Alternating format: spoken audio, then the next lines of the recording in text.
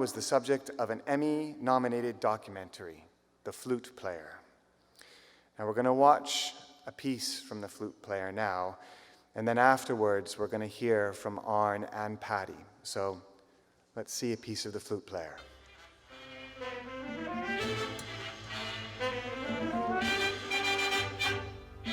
This is Cambodia, 1975, and music is everywhere.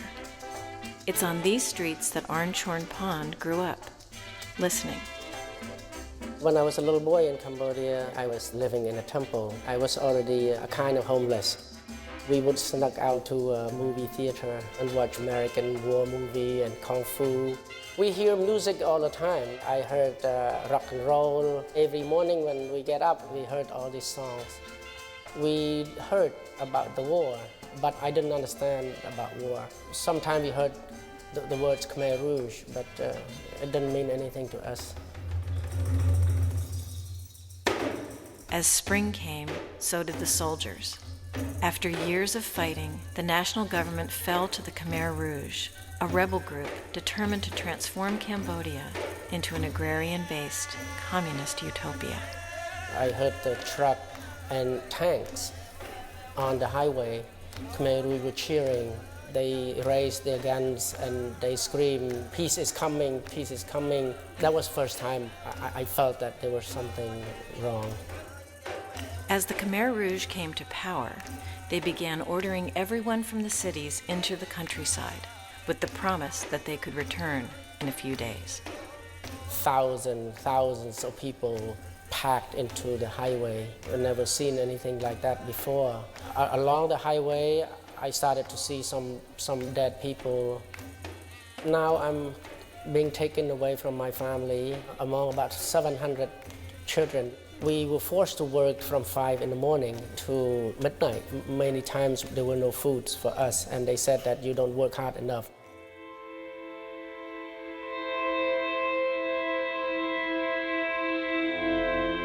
Soon it became clear that the temporary camps were permanent, and the Khmer Rouge began its program of systematic killing. All of a sudden, they wanted to start a music group because they don't want people to hear the screaming of the killing. And I raised my hand for the music. I knew that I have to play well for the Khmer Rouge. If I don't work hard, I would die. I thought my life couldn't even get worse than what I've seen. But as in 1979, when the Vietnamese invaded Cambodia, now no more music. Next for us, the Khmer Rouge have trucks full of guns. Thousands of children like Arn, some as young as 8 years old, were forced to fight in the Khmer Rouge's war against Vietnam. I just have to figure out how to shoot, otherwise I would die. I was countless battles, and kids are dying all the time. You just have to continue to be vicious and make yourself numb to all of this, and you have to be a killer. I ran away from the line because I could not take it seeing those kids. I took off into the jungle.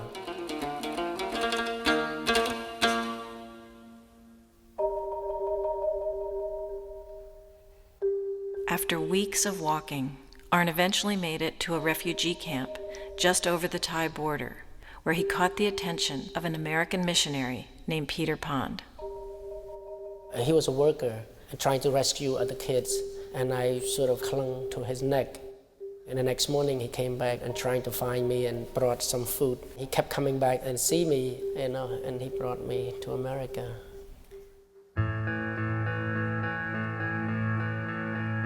Arn and 2 other Cambodian boys finally arrived in their new home, Jefferson, New Hampshire. He's a crazy guy, Peter Pond.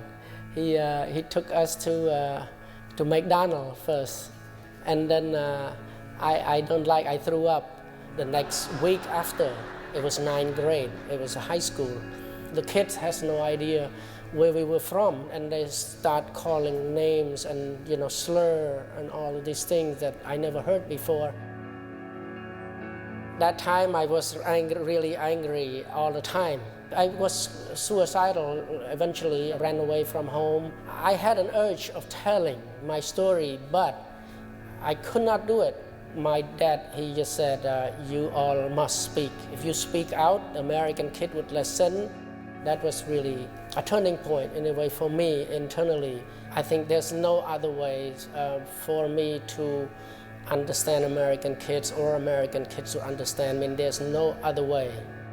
Arn spoke to a packed audience of thousands at St. John the Divine and began a lifelong journey to tell his story. He started with Children of War, an organization dedicated to helping children overcome suffering from war and other traumas.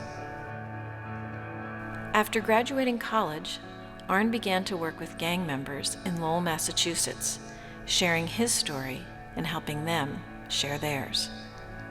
I walk the street and find these Cambodian gang members. Many of them ended up in jail, and I visit them in jail and never give up on them like someone didn't give up on me.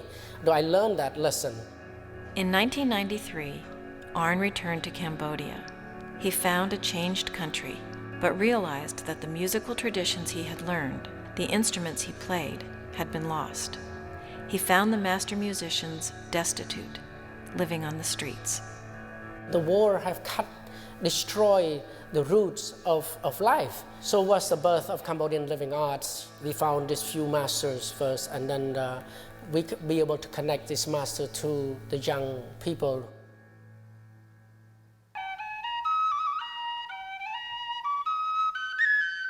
Arn Chorn-Pond is one of the most inspiring people that I've ever met. He's taken the adversity that happened to him and turned it into something really, really extraordinary and really beautiful. It's certainly an honor and a privilege for me to be trusted with those stories. So now the book is out, and there's a lot to talk about how it resonates today. The trick is to connect, to find connection. Connection is relationship. Relationship is to share the story. If we tell the stories from the past, we won't make those mistakes again. We need contact somehow. It's healing, it's power, more than anything else I could think.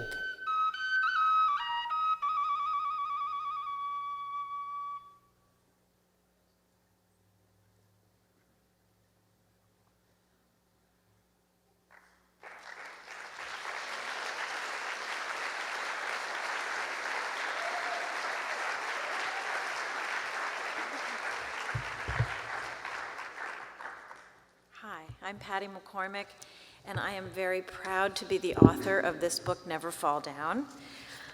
I am going to read to you some sections from the book. I'm going to jump around in it a little bit.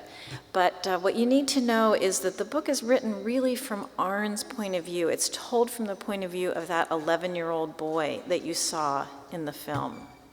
So I'm going to start in the middle of the book. There's a scene here that I think will really give you a sense of what his experience was like in the killing fields. "You," says one Khmer Rouge to me, "you come with me. It's nighttime. The other kids are working in the fields, big torches burning so they can see. Harvest coming soon, so everyone has to work extra. He take me on one path, then another, then the path to the mango grove. Dusty path, so many feet walk down here on the way to die. All these days I don't think of my aunt, my brother, my sisters. Too dangerous to miss them and maybe cry or go crazy or just give up. But now I speak to them in my mind. I say goodbye. I say I will see them again someday because I know what this moment means. Already I see the dirt pile, tall grass, very green, bones sticking out, leg, arm, skull, pieces of cloth. Also, I see a ditch and a line of people, maybe 15, maybe 20, all hands tied behind kneeling, and high-ranking Khmer Rouge standing behind them. Then this guy, he take the axe, small axe like for chopping, and he hit one kneeling guy on the back of the head. The guy fall down, just like a pile of rag hitting the ground very fast. Then the Khmer Rouge, he go down the line, hit each one. Terrible sound, like coconut cracking, only it's a human head. You, he says to me, you put them in the ditch. I don't want to do this, but I do it. My body does what this guy says. I push the people, very heavy, a lot of blood. I push them into the grave. One guy, he's not even dead. They say push him in anyway. Then the guy with the axe, he look at me deep in the eye to see what I feel. I make my eye blank. You show you care, you die. You show fear, you die. You show nothing, maybe you live. So I'm going to jump way forward into the book. You know that when Arn came to the United States, he had already witnessed all these atrocities. He had been a child soldier. And when he got to the United States, he was brutally teased by the kids in this New Hampshire town. They would call him a monkey. There was a story in the newspaper one day about a fire in this town in New Hampshire. And because Arn was the newcomer and the outsider, people started to blame him. Somebody setting fire in this New Hampshire, burning 3 barn, and the newspaper mentioned us, new kid from Cambodia, wonder if maybe we did it. That day at lunch, big football player kid, and other kid, also very big shoulder, they make a circle around me, light a match in my face, and ask me if I like fire. All of them light match, flick lighter, and point at me. And I know they think I made this fire, and so I use the curse word I just learned. And they laugh and laugh, a sound very high, very crazy, and I think now they the one that sound like monkey. Inside my head I talk to them. You don't know what I can do. Before I shoot guys like you. All my muscle I need to hold back so I don't do what this tiger in my heart is telling me to do. Kill these kids.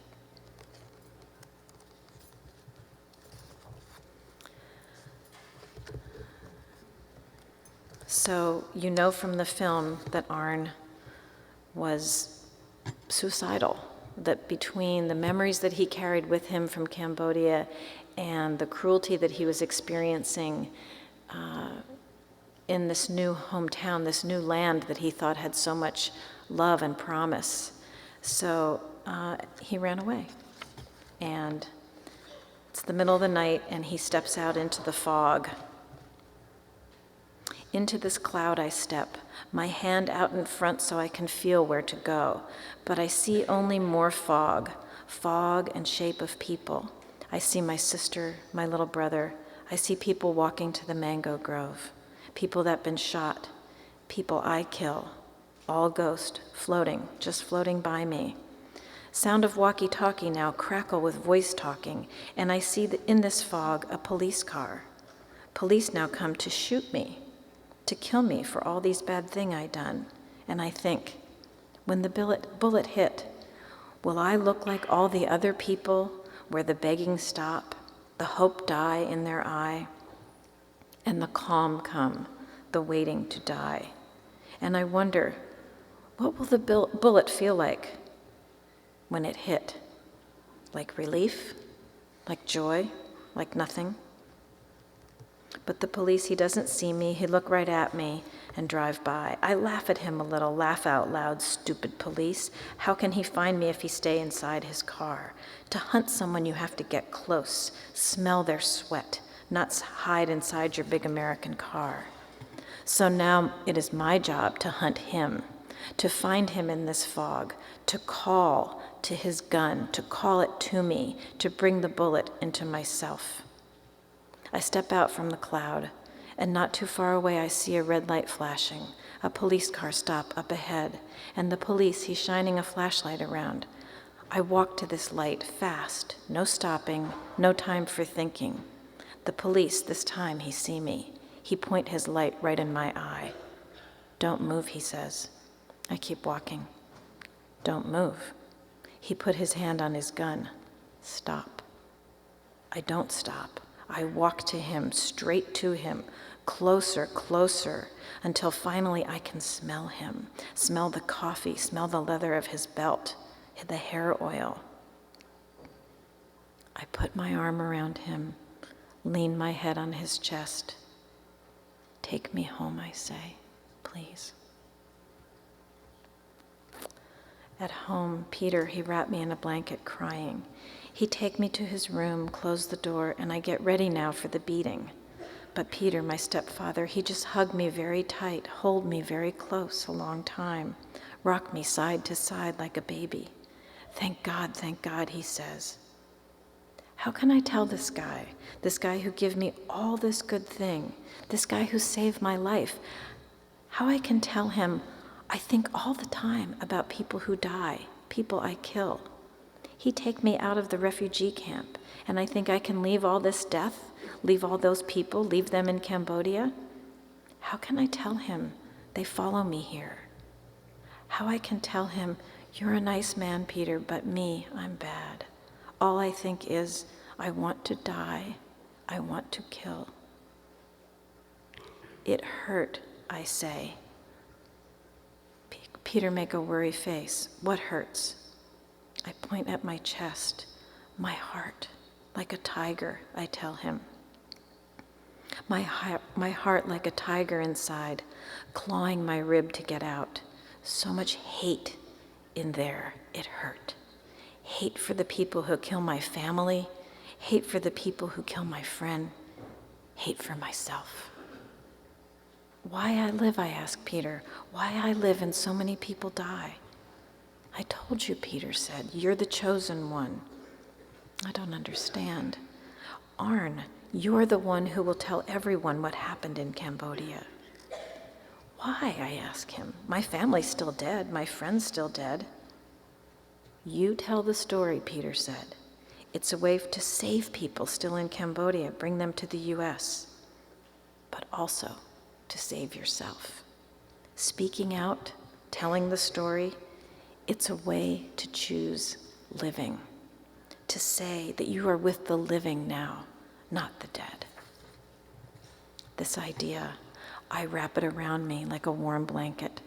It settles my shaking bone and calm my heart, and I understand. All the time you're fighting, you think only of how to survive.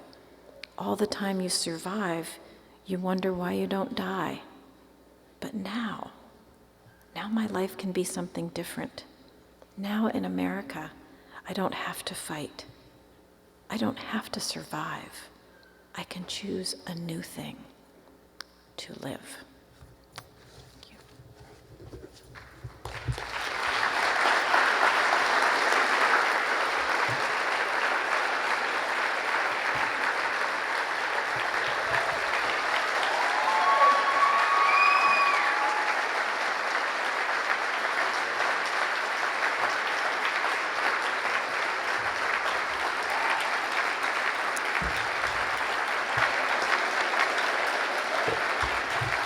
Thank you.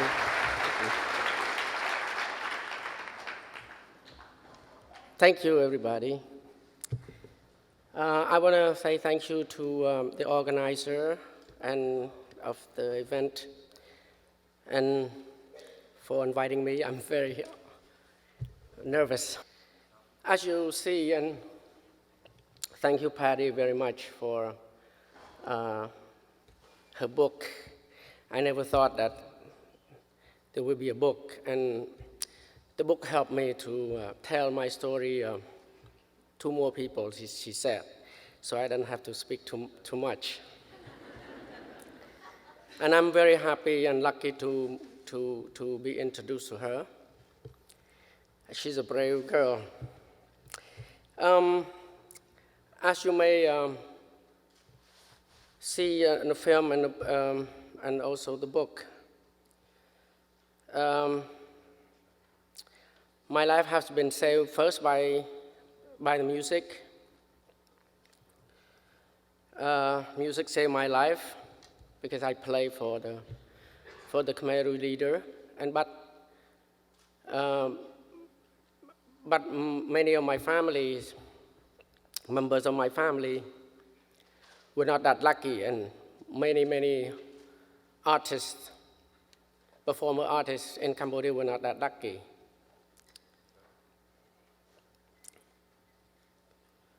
And now I'm glad I'm using this story to also Patty using this book to reach a more audience, especially the young American kids here. She was brave. She went to Cambodia. I never thought she just called me and said, I want to go to Cambodia. And I was surprised because I work now, I'm back there now most of the time working with young people over there too. And she said, I want to meet some Khmer Rouge. So we went along the border. She was really brave.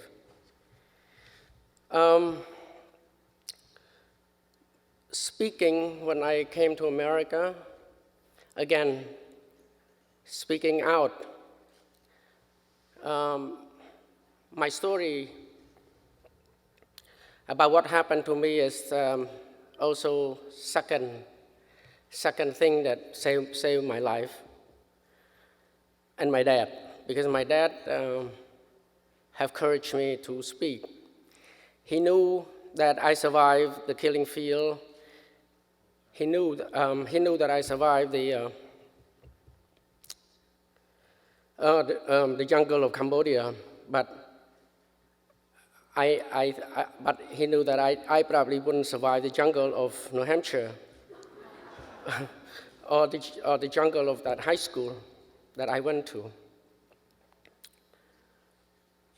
He think that he think that it's too much for me to hold the story to myself. And I didn't speak English at all when I first came to that high school. That was my first grade ever. So the third thing is when people like him, Patty and Judith Thompson, who co-founded Children of War with me, say that we're not gonna let you die here. We're gonna die with you.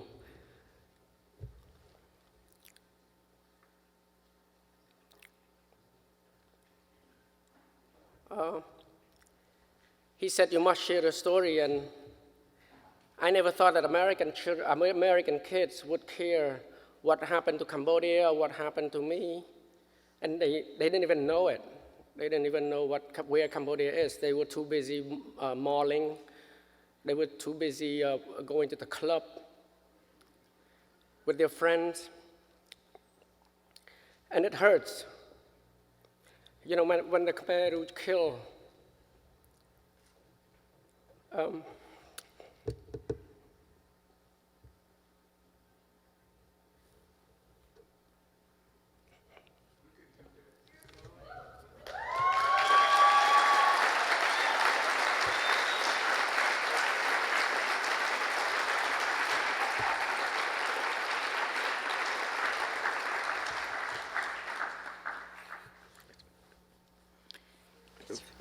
Okay, it's very brave to cry in front of other people.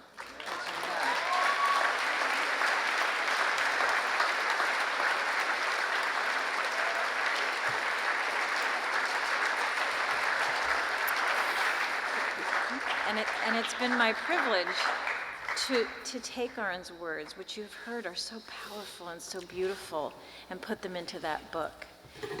And where the book leaves off is the part I think that Arn might have just been getting to talk to you about, is the work that he did, like the work Amina does. He worked with gang kids in Lowell and called on kids like you, people who are just sitting in their seats today, to get out and join him in being brave and kind and bringing out the best in others. Another thing that Arn, I can brag about him all day. Another thing that Arn did was to found this organization, Cambodian Living Arts, that you're going to hear more about today. But because music was so important to him, because it saved his life, he found the musicians who survived in Cambodia and had them teach the children the music that would have been lost. And now, when I go with Arn in Phnom Penh, he's like the Pied Piper of Phnom Penh. Young kids, old people, everyone follows him around. He's got rappers doing songs about what's going on in Cambodia today using antique Cambodian instruments, combining the best of the old and the new.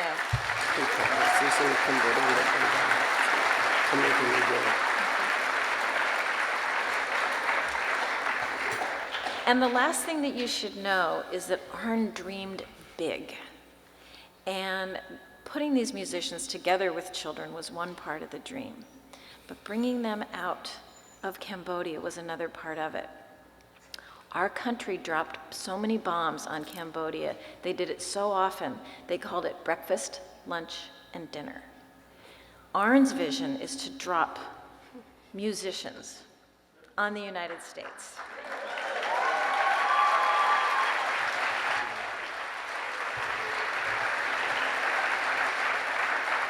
And so this fall, there will be a plane load of artists and musicians and dancers and photographers and filmmakers showing you the glory of Cambodia, not the killing fields. This is a man who is going to remake the image of his country, not as the home of the killing fields, but as the home of these beautiful, lively, ancient, and new art forms.